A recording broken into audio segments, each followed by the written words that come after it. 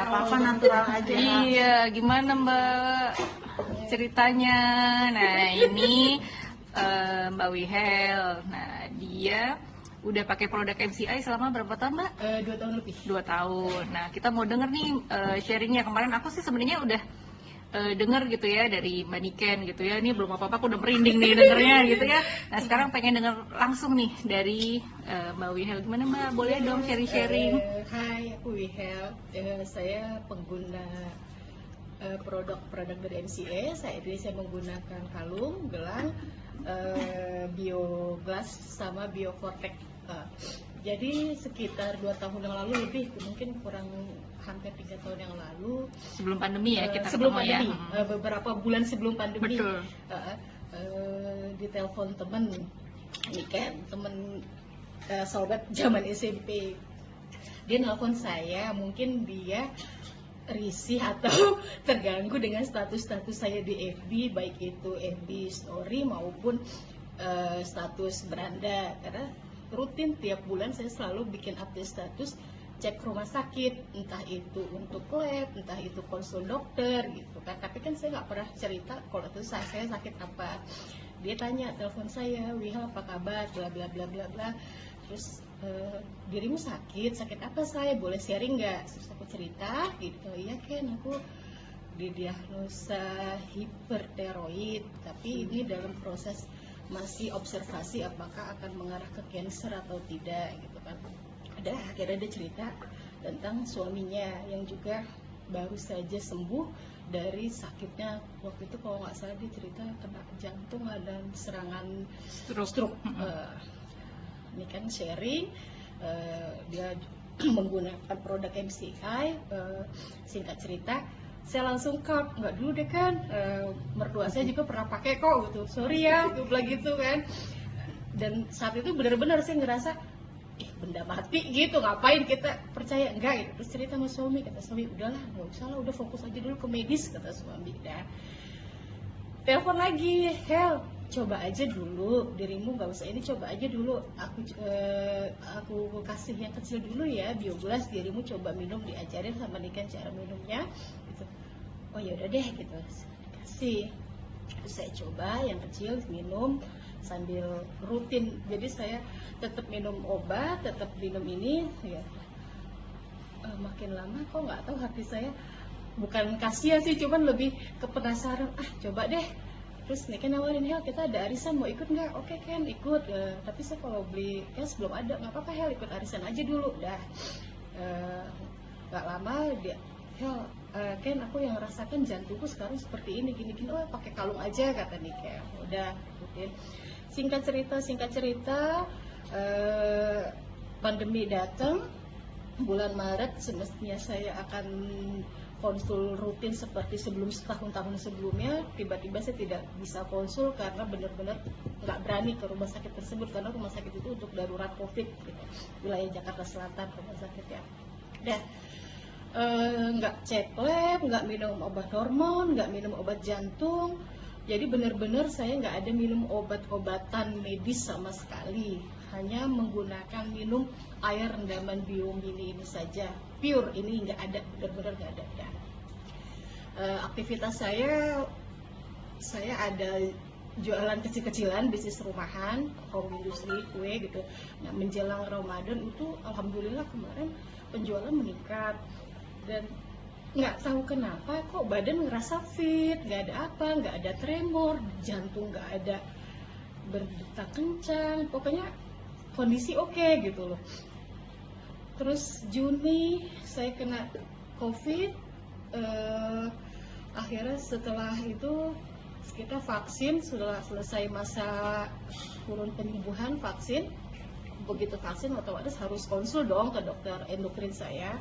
Dan saya konsul, begitu konsul si suster yang sebelum masuk ke ruangan kan kita timbang badan dulu kan, cek tensi. Suster nanya, Bu, ibu udah lama loh nggak kesini, udah sekian tahun, nanti kalau dokter tanya ibu minum obat apa selama ini, kata suster yang tensi saya. Saya bilang, iya sus ya, apa ya, saya bilang gitu. Ya udah cerita aja, bilang aja ibu sekarang cuma butuh surat menyatakan kalau ibu tuh minta untuk vaksin gitu. Dan terus si susternya sampai bengong, Bu, Wihamina, 40 sekian. Iya, ini yang sakit ibu gitu. Iya, kenapa? Tapi gak kelihatan sakit katanya gitu. Saya sakit sus gitu, sakit darah, bahkan saya sempat lihat. Tapi kayak ibu Graves kan? Iya, saya Graves gitu. Autoimun tipe Graves, iya. Dia ngelirik saya. Kenapa? Enggak apa-apa gitu. Udah, oke, masuk ruangan dokter. Kebetulan di dalam ruangan dokter itu ada dokter koas 2 orang, pendamping dokter endokrin, dokter pas yang memeriksa saya, nanya sambil dokternya konseling, saya konseling, dokter koas cek motorik saya. Jadi ibu udah 2 tahun ya nggak konsul ke sini? Iya dok gitu. Jangan sembarangan ya bu, kata ibu tuh nggak boleh lepas yang namanya obat. Terus selama ini ibu minum apa? Sempat terbesit pengen mau mengucapkan kalau saya selama ini minum ini dok, tapi nggak berani, takut tambah dimarahin lagi gitu kan, takut salah gitu. Terus dokter pas nanya, Bu maaf, yang ibu katakan ada timbul benjolan di dalam baru saya lihat, kata si dokter koas. Saya buka, ibu OP? Enggak, kan waktu itu dokter menjelaskan saya tidak boleh OP karena tipe saya ini dikhawatirkan apabila terjadi luka di dalamnya ini itu akan memicu kansernya ini tumbuh. Malah aktif gitu. Jadi saya harus terapi obat seumur hidup, nggak boleh lepas ini minum citirizole dan propranololnya ini gitu, seumur hidup gitu. Oh gitu, iya. Terus, udah, apa dok, sehat? Maksudnya dok, ibu sehat, ibu nggak sakit. Tapi kan saya katanya waktu ibu iya tapi ibu sehat gitu. Mungkin dia dokternya itu mungkin bete apa gimana gitu. Maksud dokter gimana? Ya ibu sehat, ibu nggak sakit gitu. Saya boleh vaksin, dok? Iya silakan vaksin. Karena tujuan saya sebenarnya kan hanya vaksin. Tapi karena saya minta untuk cek lab, dok, saya minta cek lab.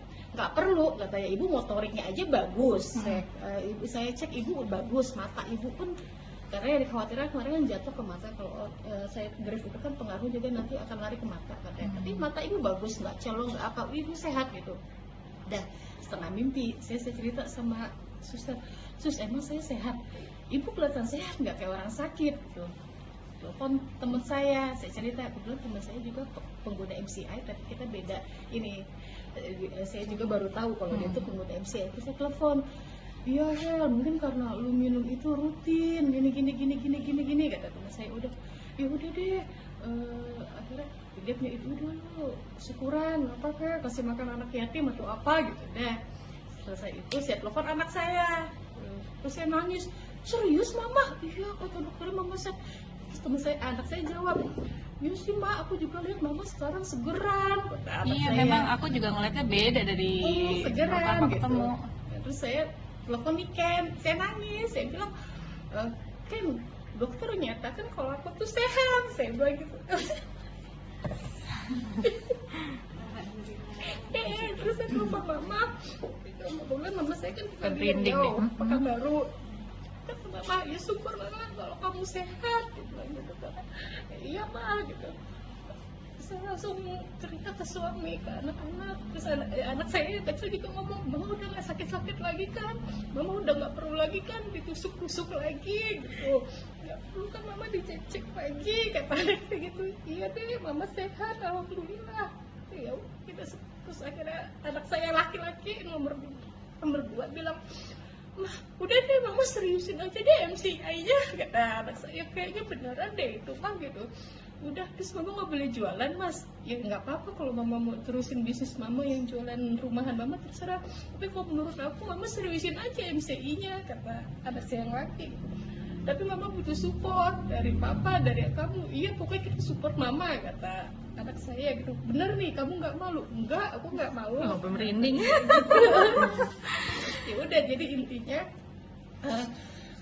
sebenarnya dari kemarin-kemarin saya pengen post testing ini gitu kan, cuman masih dilema karena mungkin lingkungan rumah yang sebagian besar mungkin agak agamis gitu kan, terus keluarga ya mungkin kurang percaya kayak gini ya. Tapi makin kesini suami bilang, ya udah kalau kamu yakin apa yang kamu jalanin sekarang, kamu udah ngerasain manfaatnya, ya udah jalanin aja, kata suami saya gitu.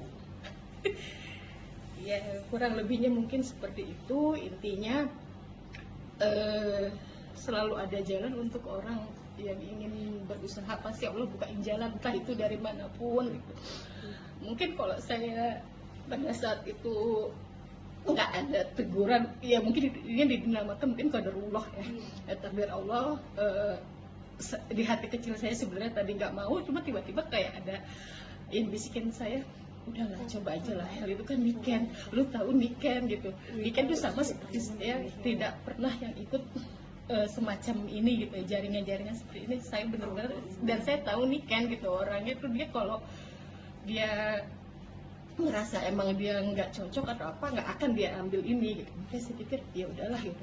Saya kalau flashback lagi kemarin-kemarin, ya Allah, kalau saya beneran nggak ada, mungkin nggak ada nyoba, kan ini awalnya nyoba ya, nggak ada nyoba, terus nggak ada ini, berarti sekarang saya masih rutin harus tusuk. Bayangin sebulan sekali tusuk. Saya sebelumnya 2015 dikali berapa, udah berapa tusukan dan dan itu sudah berapa ratus obat yang udah saya minum.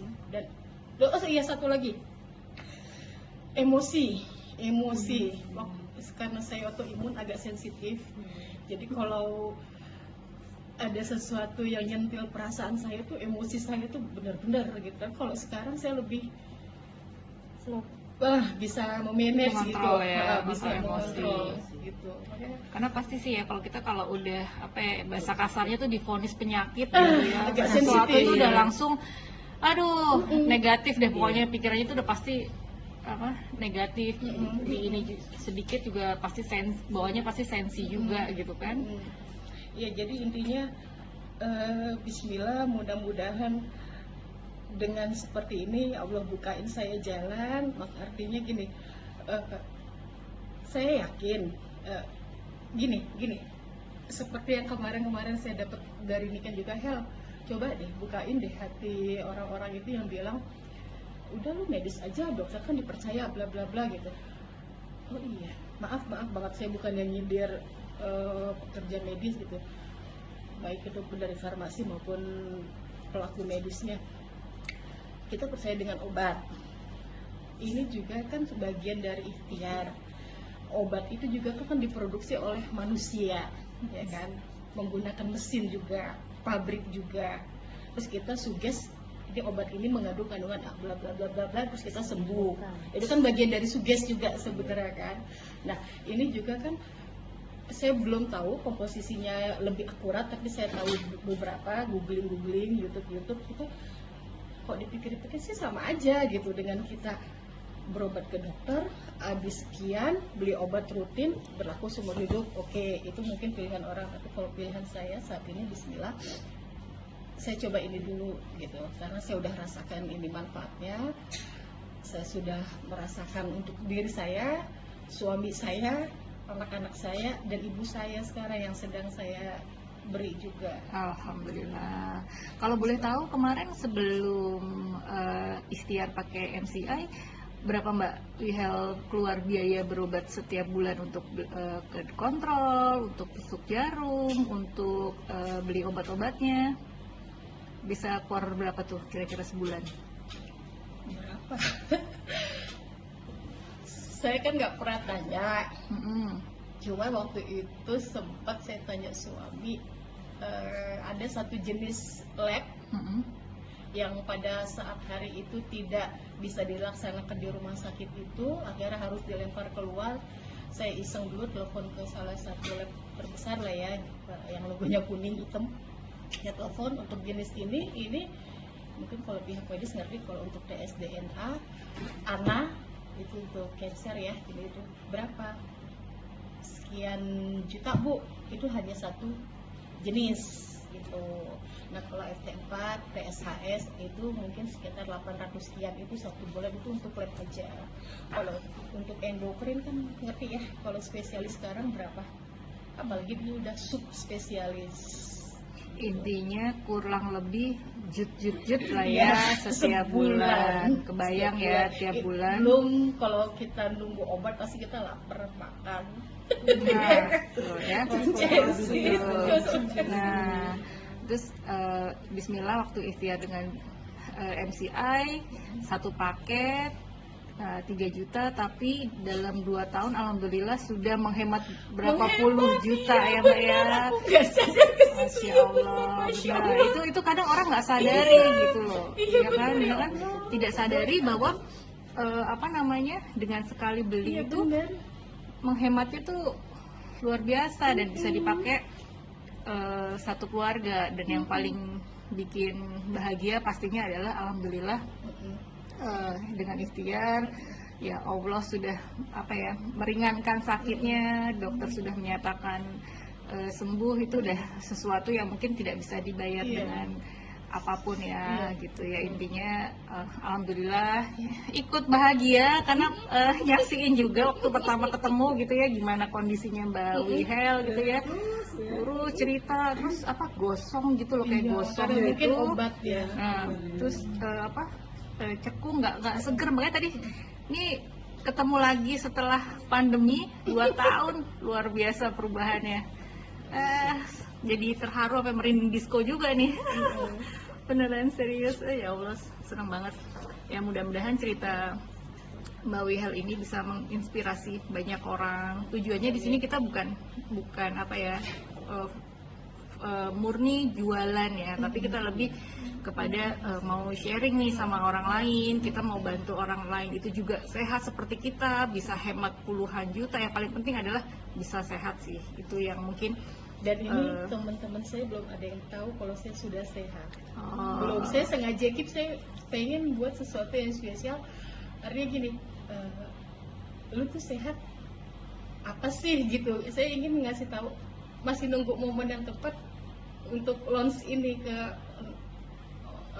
teman-teman, terutama saudara terdekat dulu. Betul, yang penting keluarga dulu ya, keluarga dulu, saudara disehatkan, diteman, itu disegerakan Mbak, karena kita nggak pernah tahu ya waktu itu berjalan terus.